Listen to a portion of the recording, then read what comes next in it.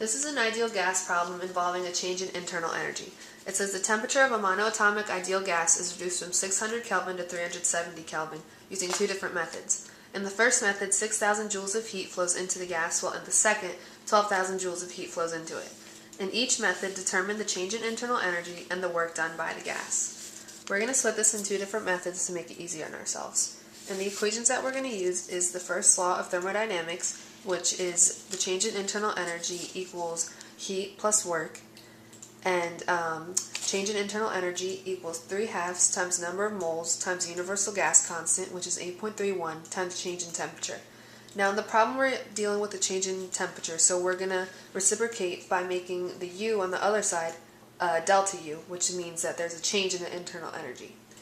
And the last equation that we have is the ideal gas law, which is pressure times volume equals number of moles times the universal gas constant, which is 8.31, times temperature. So what's given to us in the problem is a change in temperature, which is negative 230 Kelvin. We have our universal gas constant, which is always 8.31. The heat added to the system is 6,000 joules and 5 moles. So it's asking for the change in internal energy. So we're going to use the equation 3/2 times number of moles times universal gas constant times change in temperature, because we have all those variables in our problem. So we get an answer of negative 14,334.8 joules. Now we're looking for the work in the second part. And the only equation that we have involving work is delta U equals heat plus work. So that's the equation we're going to go with. And we're going to put our delta U that we got before minus 6,000, which is what we're given, equals the work. So our answer is going to be negative 20,334.8 joules. Now it's a negative because it's the work done by the gas. If we would have got a positive answer, that would have meant that the work was done on the gas. Now switching to method 2.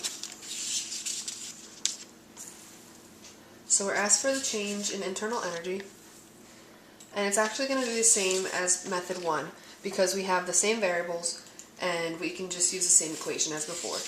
So our answer is going to be again negative 14,334.8 joules.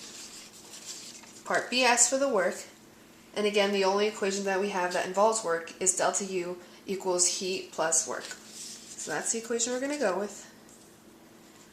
And we're going to use the change in internal energy as before, minus the heat that was given, which is 12,000, to get our work.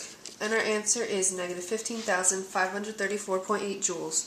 And again, the answer is negative because this represents the work done by the gas. If we would have got a positive, that would have meant the work was done on the gas. So that's how you solve an ideal gas problem involving a change in internal energy.